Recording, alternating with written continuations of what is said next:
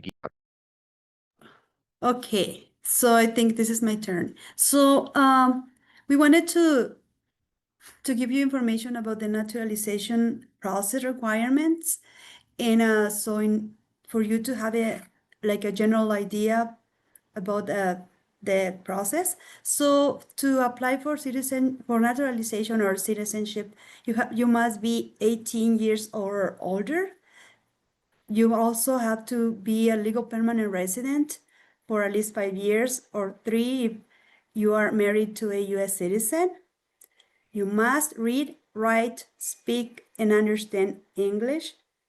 And then you go to your interview, and you have to pass the civic test, 6 out of 10 correct answers out of the 100 possible, questions. Can you go to the next, please?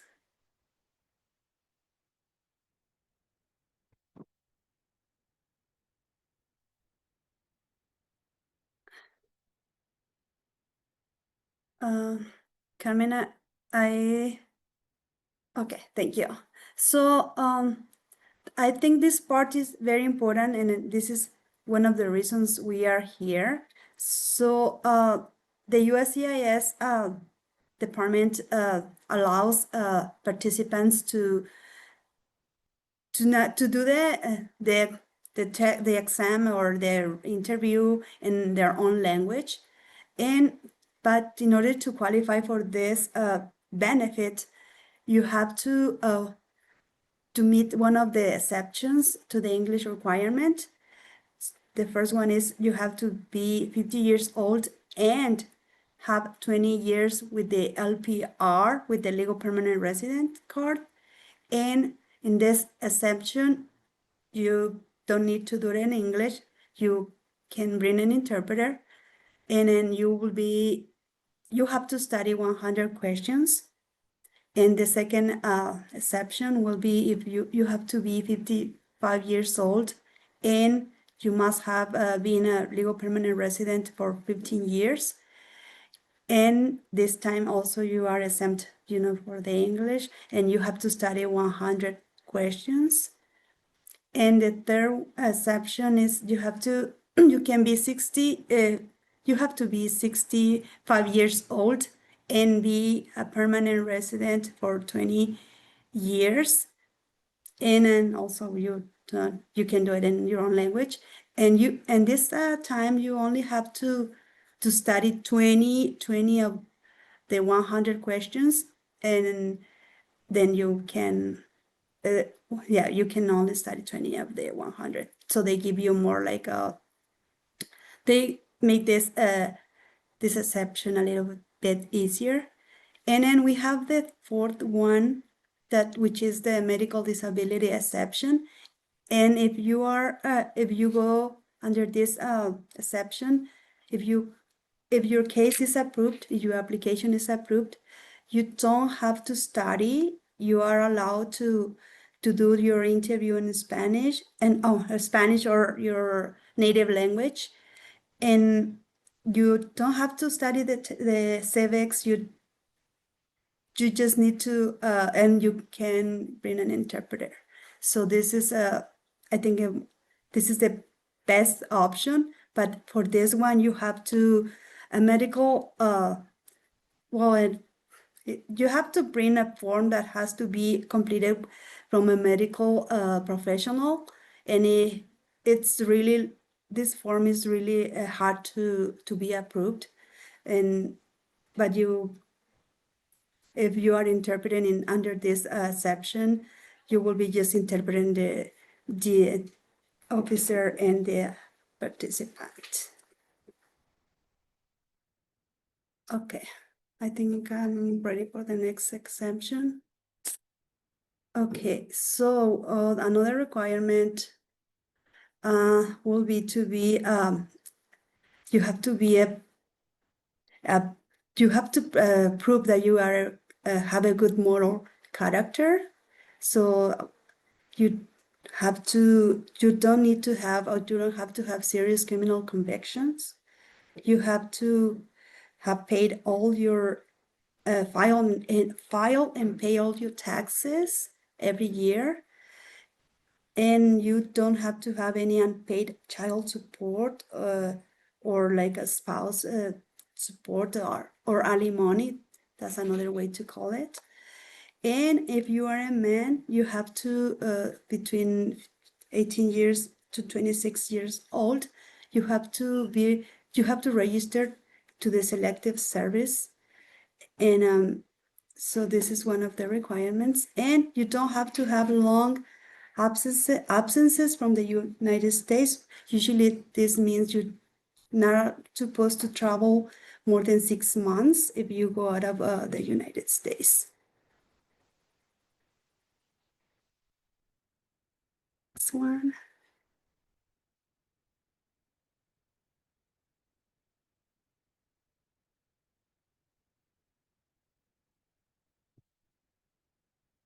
Okay, so one more requirement, and this is one of the most important requirements. This is a requirement that the officer usually will be really like asking you for it.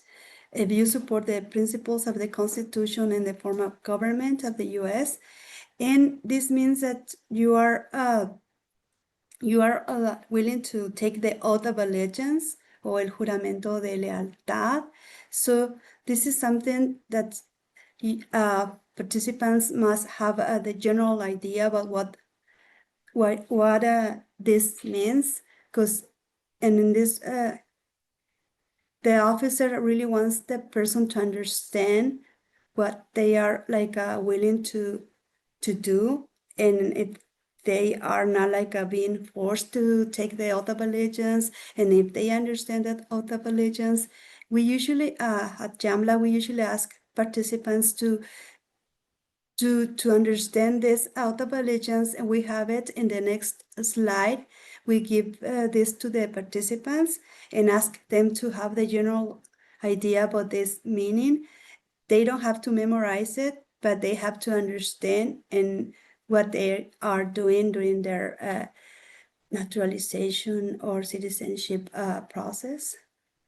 If you can go to the next slide, and we can see the example of the oath of allegiance. So here it's a little bit blurry, but you can see this is the oath of allegiance. We usually give a copy to the participants who come to the naturalization workshop so they can have the idea, because this is something that the officer will be asking them if they understand it and if they are willing to take it, if they become a U.S. citizen, or if their application is approved. Yeah. Can you go to the next one? Or maybe yeah, maybe you can go to the next part. I don't know if you want me to explain. Yeah. So the process. So after everything, they have completed their application. They have to send it to the USCIS. They after that they will be receiving letters or receipt notices from the USCIS. They may get a notification also to get their biometrics taken, and sometimes the USCIS may reuse their previous biometrics, and they may receive a letter from the USCIS letting them know that they will be reusing their biometrics that they previously had, and that means that those that information and the picture that was taken during the biometrics will be the one that will be used in their certificate in case their application gets approved. And so during the interview, if they don't qualify for any of the exceptions, they will be taking the English test and the civic test. And in this case, if they they have the English exception, their the applicant must bring an interpreter 18 years or older. And this is why we are here, because we want to prepare you to be the interpreter and to help the community to, all those participants from our community to become U.S. citizen. And then if everything is approved, the last interview is to have a ceremony is where they take the oath of allegiance, they receive their certificate, and they become officially U.S. citizens. Okay, I think I'm ready for the next one. And this is Renzo's time.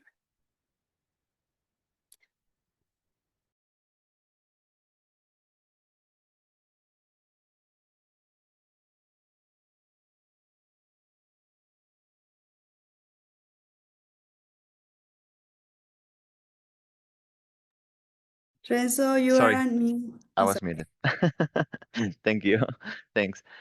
So we're going to talk about the interpretation part, how it works. And before we go into the role of interpreter, I want to talk about some concept about interpretation. So what it is interpretation, right? So the concept is conveying spoken messages from one language to another. So the interpretation part itself is just that we have two different language, so we have to fit them all so we can all understand them. The interpreter, what is an interpreter? The interpreter is a person that will translate the speech orally. Don't to confuse with a translator. Usually translator is a person that is gonna transcribe, is gonna write down from one language to a different language. The interpreter will do the same orally and usually is live, is happening at the moment. The translator usually can do the work from home. They can like produce a document, not the interpreter. The interpreter will be present in person or over the phone or over video. Uh, Another thing that we need to know is that there is different types of interpretation, right? The most common one and the one that you will see when you are interpreting a naturalization interview will be the consecutive. And what does it mean? It's that each player on the meeting will have time to speak. All right, it's not going to be a fluid conversation. It's going to be a conversation where the interviewer or the U.S. officer is going to say something. The interpreter is going to interpret what the officer has said, and then the applicant will have a time where the applicant will respond, and then it's going to be that cycle. Officer, interpreter, applicant, interpreter, officer. Another type of interpretation will be a side translation, and you might be able to see that if you're volunteering for these events.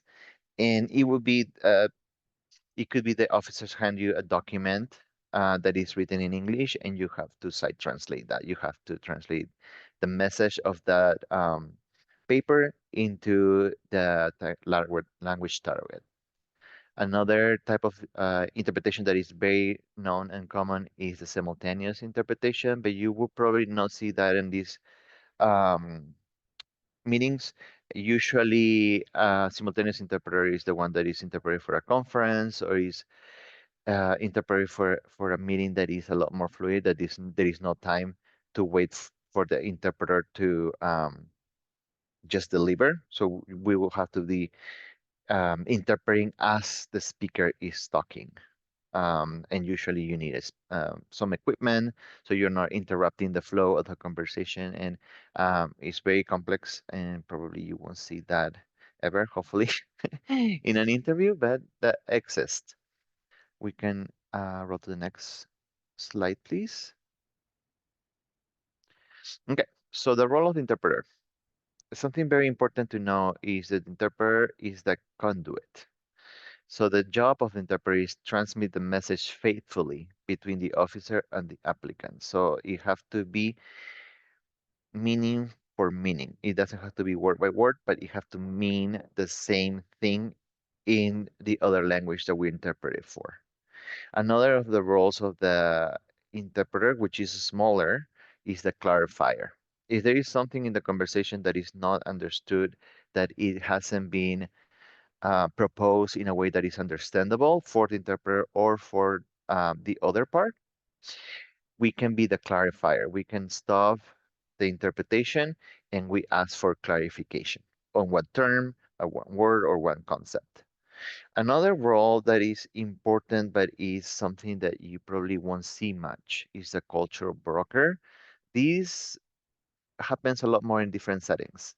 But sometimes, rarely, will happen in an interview where you have to stop the interview to explain certain things to the player number one.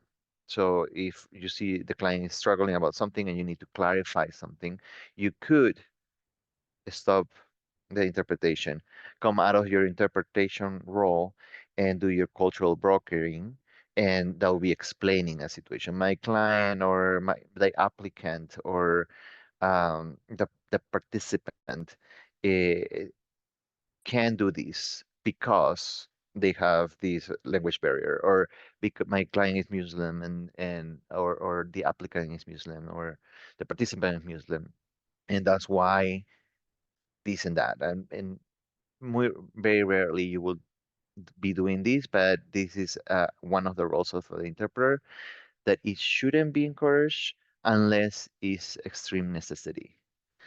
What is not a role of the interpreter? The interpreter is not a helper. You're not going to be carrying stuff for the applicant. You're not going to be um, driving the applicant. You're not going to be directing the process. Um, the role is not an advocate. You're not there to advocate. You have to be neutral, unless you see something that it's really wrong and something needs to be said. But technically, the interpreter is there just to interpret. You're just there to be the conduit of the conversation, and that's it. Also, the interpreter is not a legal advisor, and you have to be really careful with that one. Even though you know the process, even though you've gone to many different um, naturalization interviews, you cannot give legal advice because as you are doing that, you are liable. And if you say something wrong, every case is different.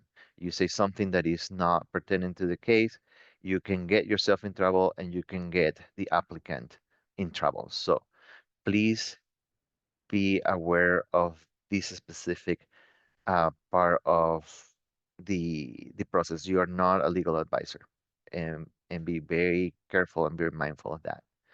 One key point, um, you are there to support the communication, not to help the applicant pass the interview. So we all feel very strongly that people should be able to access naturalization, that people should have the opportunity to become citizens, but at the same time, citizenship is something that you have to earn on your own. You have to study, you have to being mostly a role model for your community to be a citizen. So that's on their applicant hands and not to the interpreter. You're just there to help with the communication, as that is a right that some applicants have, and you need to take that in mind. Okay, we can go to the next slide. Okay, what are the core principles of interpretation? Accuracy, as we talked before. That is top priority. Is meaning by meaning. You have to mean the same significance from one language to the other. You have to be impartial. We also talk about that. You have to remain neutral and uninvolved. So you are just there to interpret. You have to give the opportunity for the officer and for the applicant to build that relationship, and you cannot interrupt that. They are talking to each other. They are not talking to you. Confidentiality. Everything that is said is private. Be very careful with that. We are not sharing any information after that interview. They're gonna come up with personal stories about the applicants. They're gonna come up with a lot of things that are not to be discussed in public. An interpreter even have to forget everything that was said and who they saw. So if you see the applicant on the street the next day and they ask you, "Hey, can you remind me when did they say they're gonna send me this paperwork?" you're not supposed to remember anything. So that you have to put your professional hat and say, I'm sorry, I don't remember. I am not supposed to say anything about what happened on that interview. You can call UCS and ask what are the particulars on your case. Completeness. The interpreter, you have to interpret everything, including side comments or joke, and that is sometimes a difficult thing to do when we might think, oh, this is kind of silly, but yes, an interpreter have to interpret emotion, have to interpret sides, jokes, everything that have, and that's kind of challenging sometimes because not everything translates to a different country, but yeah, you are almost like an actor. You have to act and mimic everything that you're seeing. If you're crying, your applicant is upset, you're upset. If the applicant is angry, you have to elevate your voice too. So it is definitely a skill that you have to develop. We can move to the next slide.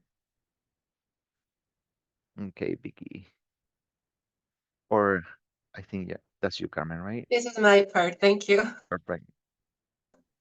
Okay, I'm going to talk about the interview process. So, what happens after the participant gets the receipt notice, and if they don't need to go for biometrics, like Vicky already explained, they would get the interview notice that they would be bringing the day of the interview with them.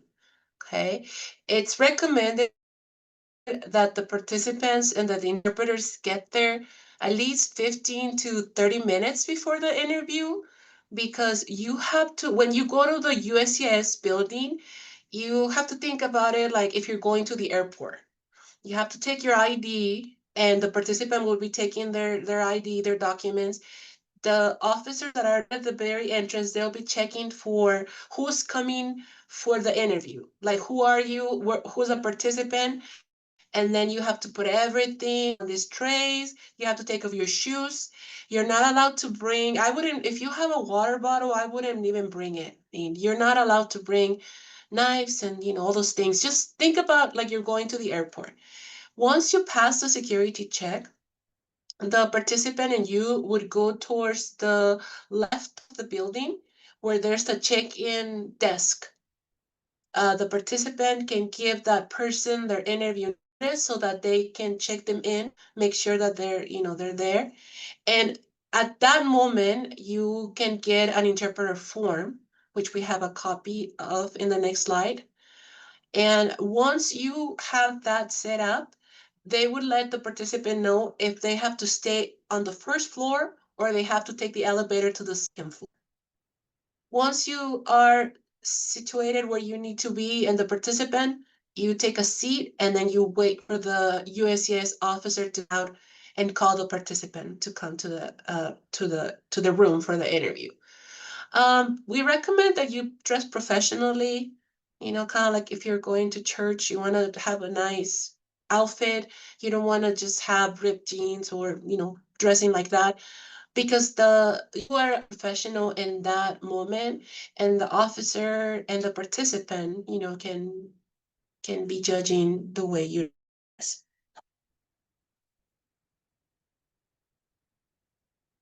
This is the interpreter form that you would be taking at the very beginning when you check in with a participant.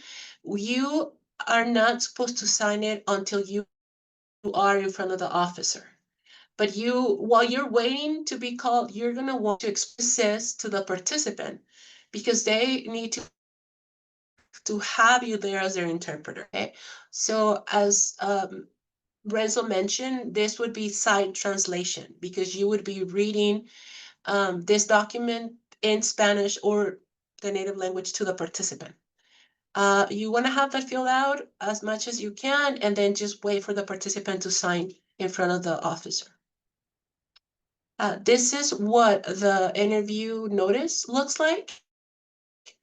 You can see it has to the right, it has the address of the USCIS office in Centennial, and then it tells you the date and time that you have to be there.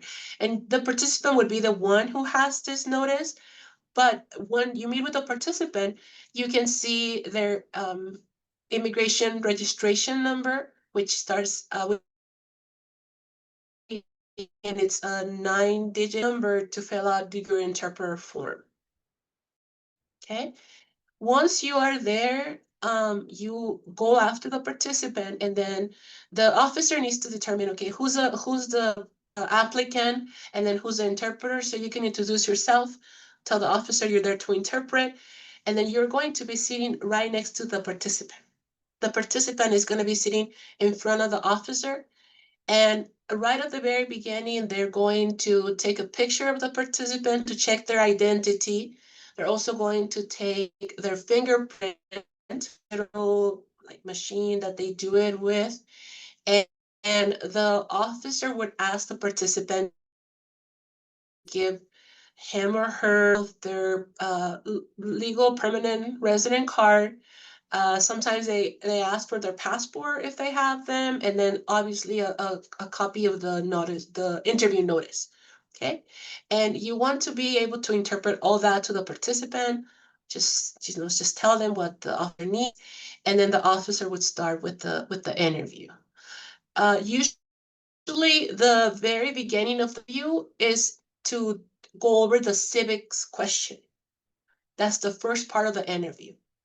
If the participant has to do the 100 questions, they would be asking them 10 questions, and they have to get 6 questions correct.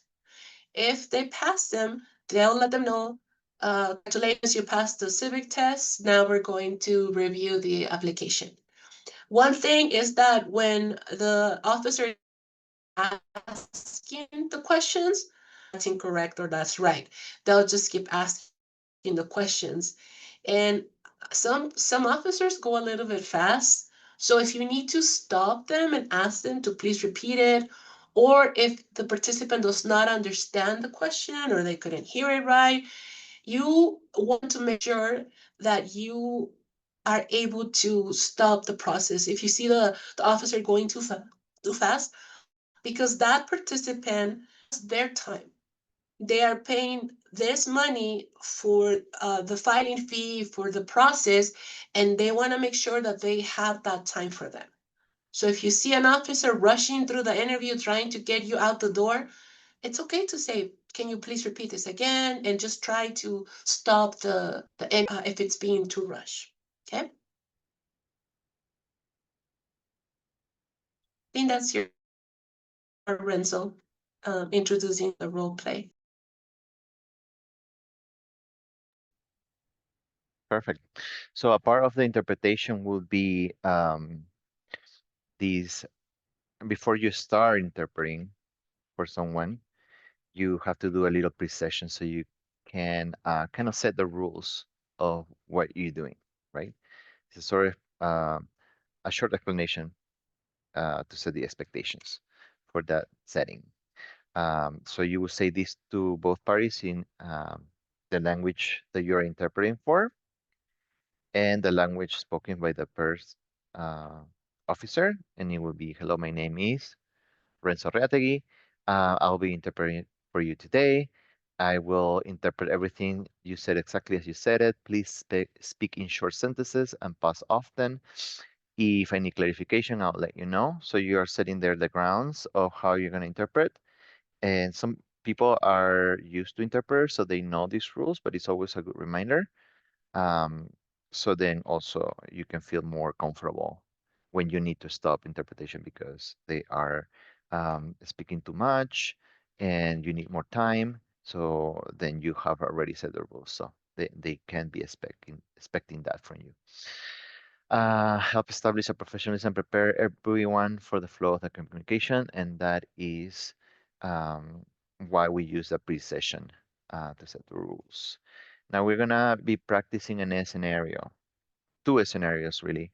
One of the scenarios, we're gonna focus into the accuracy and precision and being able to use these tools of clarification. And we're gonna be talking in first person, and that's how an interpreter will be communicating. So we, as we are repeating everything as it says, we have to be speaking of first person, which means like I am here for my interview, I am the applicant, or I am the officer. I am asking you these questions to the applicant. So it is a little bit confusing at the beginning, but that's how an interpreter, a professional interpreter, does the interpretation.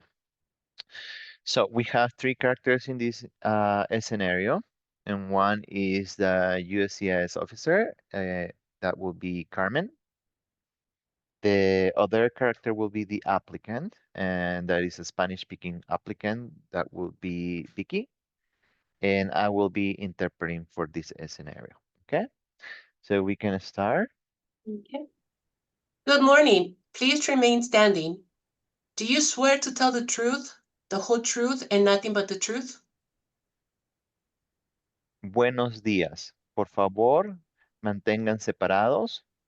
Jura decir la verdad, toda la verdad y nada más que la verdad. Sí lo juro. Yes, I do. You may be seated. What is your full name? Puede sentarse. ¿Cuál es su nombre completo? María Elena Rodríguez García. María Elena Rodríguez García. What is your date of birth? ¿Cuál es su fecha de nacimiento? 5 de mayo de 1984. May 5th, 1984. Are you currently married? ¿Está usted casada actualmente? Sí. Yes. Have you ever claimed to be a U.S. citizen? ¿Alguna vez ha dicho que es ciudadana de los Estados Unidos? No. No. Do you pay your taxes every year? ¿Usted paga sus impuestos todos los años? Sí, pero el año pasado no trabajé, entonces no tuve que hacerlos. Officer, the applicant responded too quickly, and I would like to clarify something. Señora, ¿puede repetir eso más despacio, por favor? No le pude entender. Sí, el año pasado no trabajé, así que no tuve que hacer impuestos, pero en los demás años sí. Yes, she pays her taxes every year, but last year she did not work and she didn't file. She filed in other years. Now let's do some civics questions. What is the supreme law of the land? Ahora vamos a hacer algunas preguntas cívicas. ¿Cuál es la ley suprema del país? La Constitución. The Constitution. Name one branch of or part of the government. Nombre una rama o parte del gobierno. El Congreso. Congress. Okay. So in this interpretation, we see in the interpreter starting right away, interpreting first person, and then it comes to a point where the interpreter was confused and didn't get something. There is something said about the applicant.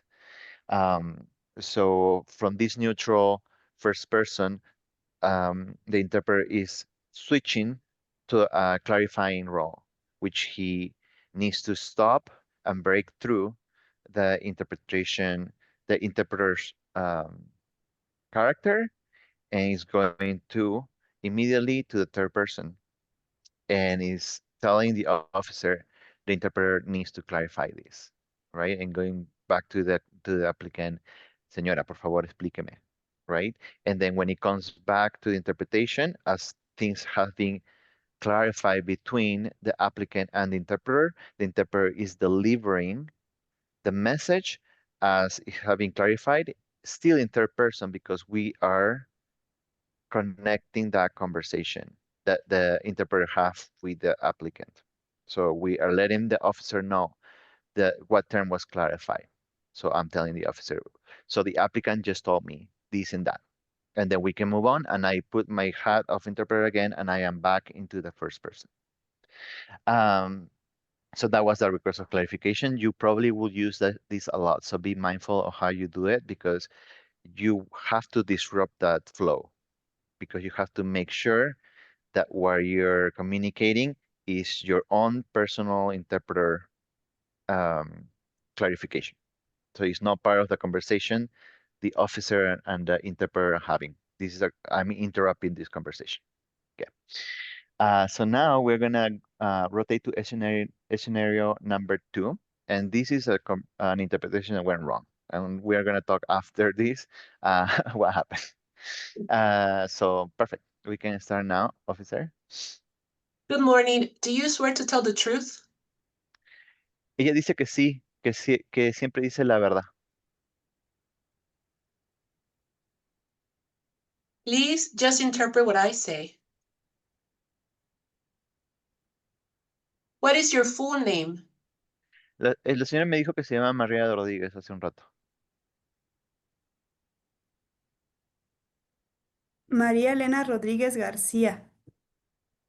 Please interpret everything the applicant says.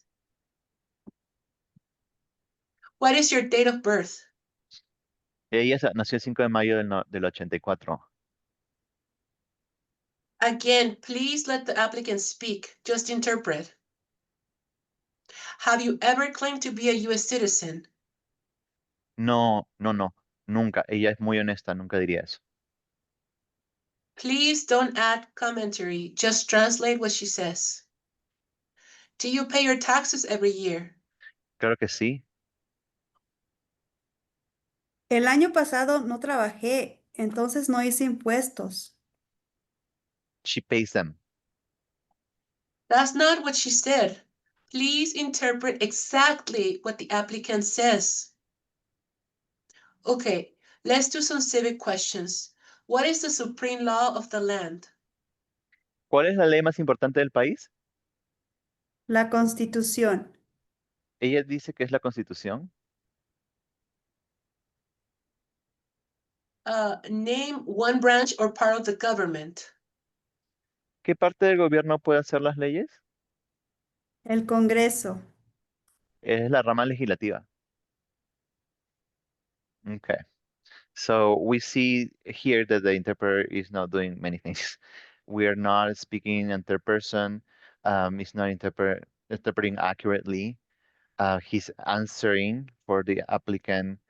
The question, the officer asks a question and he switched it to a different one and didn't clarify for any unclear responses. So clearly this interpreter wasn't trained. He's not a qualified person to be an interpreter. Even come with an attitude that wants to be the star of the interview, and the applicant is the star and the focus of the interview. So obviously this is a very poorly interaction between officer, interpreter, applicant, and we need to avoid any sort of behavior this way. Usually this officer was very kind and patient.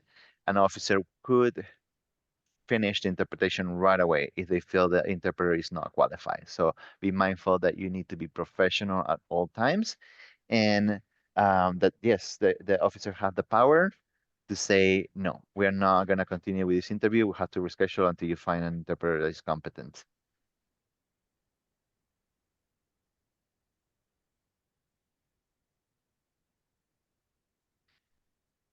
All right. Do's and don'ts. So these should be your Bible when you're interpreting. So please print it, read it. You will have all those materials available to you for whenever you want to practice or want to see it again. So do's and don'ts of interpreter. You are interpreting in first person always. Remember that will ease the conversation and create a relationship between the officer and the applicant. So please follow that rule. Ask clarification when needed. Maintain a professional demeanor, calm, neutral tone. Inform the officer you're struggling.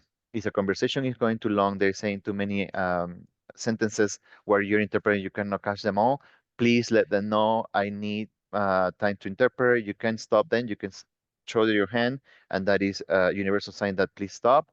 And then you can start interpreting. You can also stop the interpretation and remind the key players, I need more time to interpret. Please speak in short sentences. But you have to inform them if you're struggling there. And very important, the don'ts, what you're not doing. Don't paraphrase, don't summarize. So they give you too much information, and you have to deliver meaning by meaning. You're not gonna be able to do that, paraphrasing and summarizing. You have to give everything because every detail is important. So you need to make sure that you're giving your time to interpret those. Don't answer questions on behalf of the applicant. So this interview is for the applicant and is for the applicant to respond. So you are not responding for them. You're just communicating what they're saying. Don't give advice or explain questions. You are not there to explain every single questions. The applicant shouldn't have done that job. They shouldn't have studied. Um, don't add or remove information, and that's very important. If you're adding things that the applicant didn't say, you can damage the interview. You can damage their process. Don't remove anything either because every single detail is meaningful for an interview for naturalization. All right, we can move to the next one.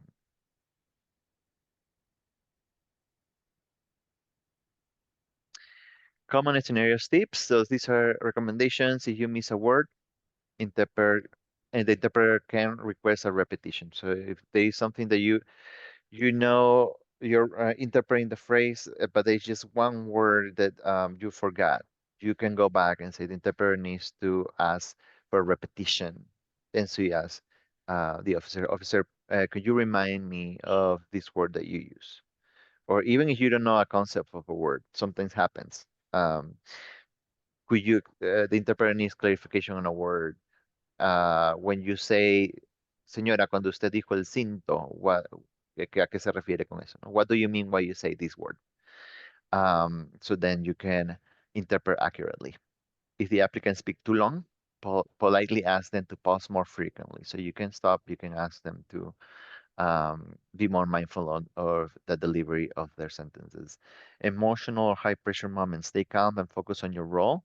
Sometimes people will be upset and there will be moments that will be uncomfortable. You cannot shut down. You need to keep interpreting. Of course, as an interpreter, you have to mimic some of the emotion. Doesn't mean that you're gonna start crying too. Doesn't mean that you're gonna start yelling at. But if someone is yelling, you have to higher your tone. If someone is swearing, you have to swear. So it can be a little bit uncomfortable, but you have to be mindful that you have to deliver the same message. Okay. Next one. All right. Okay. We're going to be wrapping up the presentation.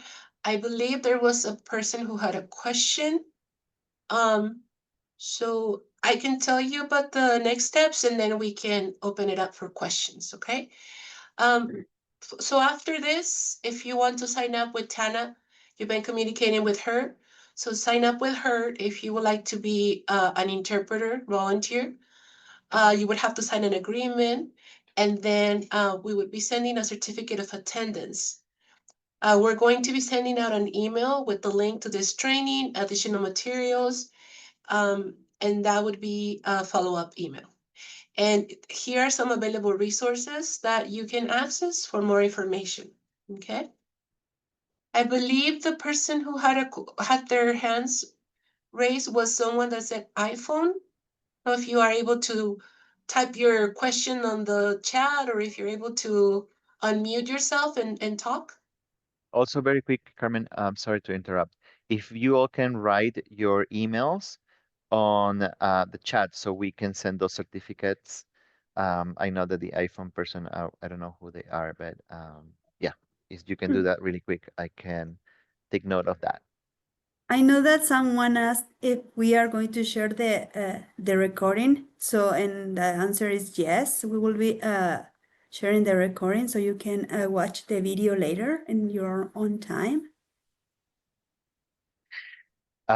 Yes, so we are going to follow up with, or Tana is going to follow up with the certificates of attendance, and she will follow up with a link where you will find this video and the materials that we show you, so you can have them whenever you need to see them.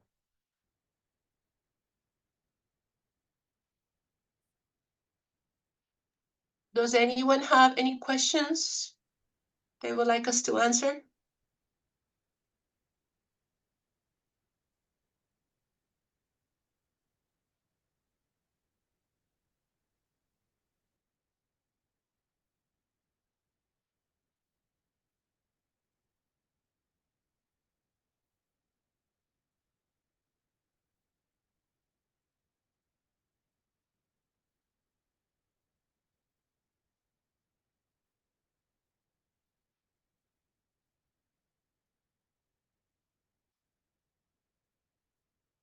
Perfect. Thank you so much, everyone.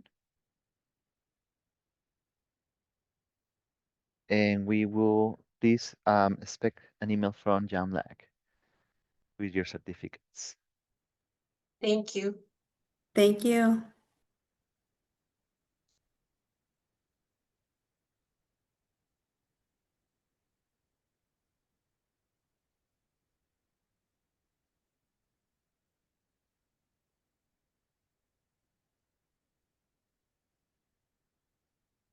Right, so there's a question on the chat.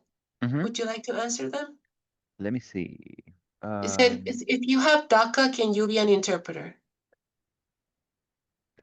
If you're a DACA recipient, yes, a DACA recipient can be an interpreter, especially if you're doing some volunteering interpretation. Yes, you can be an interpreter now. Um, Obviously, you have to have your DACA status um, up to date, and you have to have all your documentation because to enter the facility, you will be asked for them. Um, and so be mindful that there is some times where you have to renew your DACA status and your work authorization. Um, if you are working professionally as an interpreter, obviously the business that you're going to be working for, they will require you to have a work authorization that is valid. So you have to have that up to date. For these purposes, Jamlac is not providing the services. We're just helping applicants to connect with volunteers. So you don't really need nothing from us. Um, but yes, to get into the facility, they will ask for documentation. So you need to be mindful that you need to have your paperwork up to date.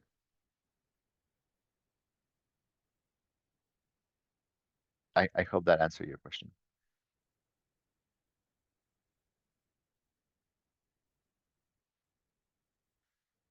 You can also, if you come up with some questions later, you can also send us your questions. I'll write here my email.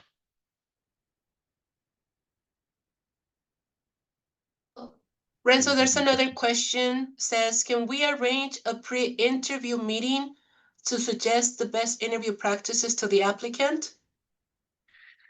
It would be nice if the interpreter knows the applicant beforehand, because when you get there, there's so many people that you're gonna have to try to uh, figure out who is your applicant, right? Like what you're wearing, like so it can be a little bit challenging. So yes, meeting the client will be beneficial for some logistics, but also need to be mindful that you don't really want to construct a relationship within the client that is within the applicant and the volunteer, because you're just going to be there interpreting. You're not their case manager. You're not their attorney.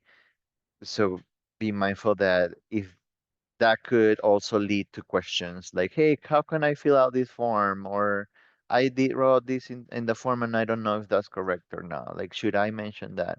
Like there could be, if there is a relationship built between the interpreter and the applicant, it could lead to some questions that are inappropriate. So if you're meeting with the applicant, should be like very factual into like, okay, so now we know each other, we know our names, we're gonna meet there, and I'm gonna be interpreting for you. and that's how it works. We don't want to promote um, a relationship with this client provider, because this is not what it is. You're a volunteer and they're applicants, and that's the extent of it. So yes, it's beneficial, but also it have some risks that you need to navigate on those situations. And finally, there's another question. Sorry, Carmen. I No, was we going can to go say ahead. that. Were No, you I gonna was say going to say about the that from my taxes? day. Okay. Yeah, Can thank you, you Vicky. answer? You were thinking the same thing. Okay. ¿Es correcto que el aplicante no declare sus impuestos si no trabaja ese año?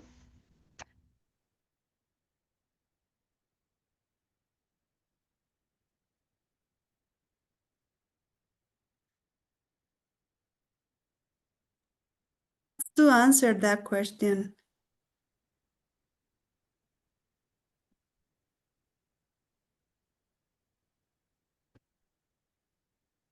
because I think that's a legal question.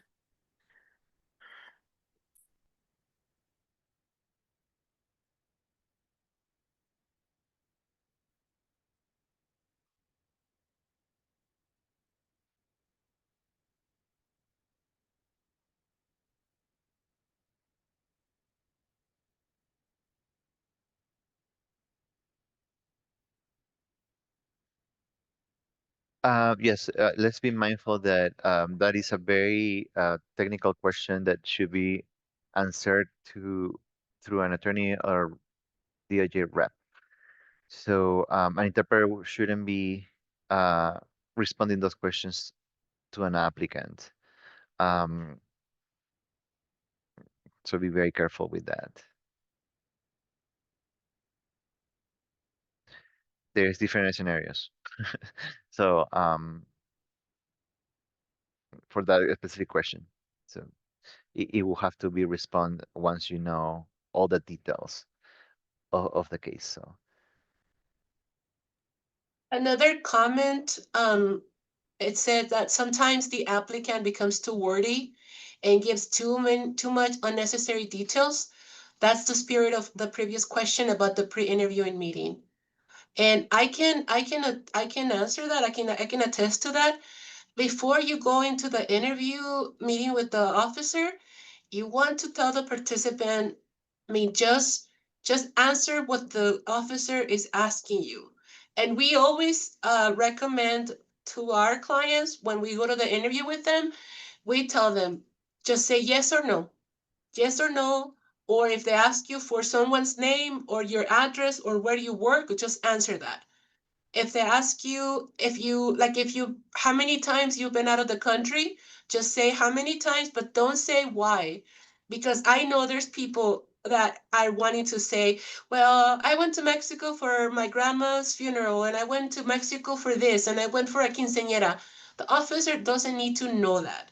So that's something, like you're saying in the pre-interview meeting, something that you can talk to the applicant and you can say, okay, we're just going to answer you are going to answer the questions however they ask them, and I'm going to be interpreting. Okay, sometimes the applicants are really nervous and they just start like saying all these things. So if you're able to help calm them down, if you're calm as the interpreter, I think they can feel that same peacefulness and then go into the interview with that same mindset. yeah, to add to that, Carmen, yes, I think that the demeanor of the interpreter is also a demeanor.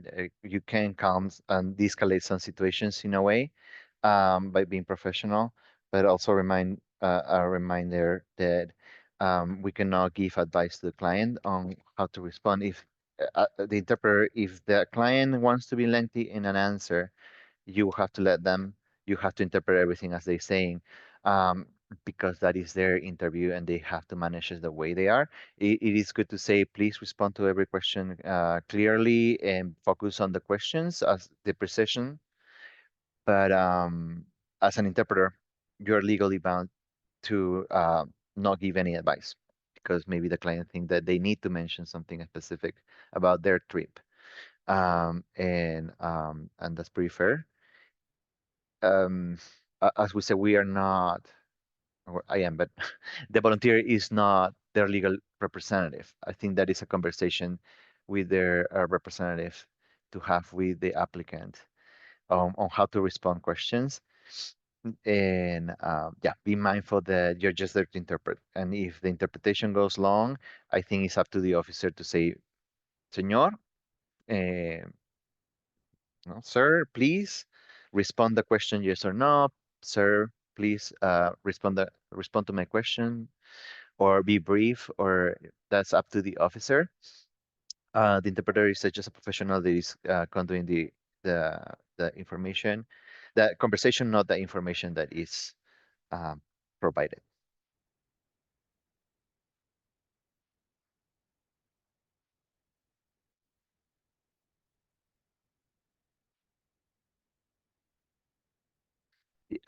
But I do agree. Sometimes it's annoying, and sometimes clients are oversharing. That happens a lot, especially in some cultures. But yeah, something that we need to respect too.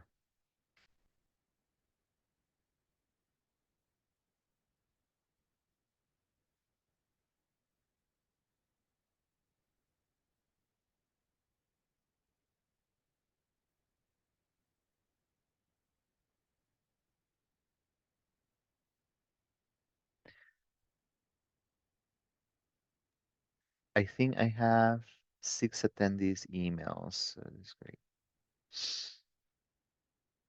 I don't think we have any more questions, so we're gonna end the meeting now.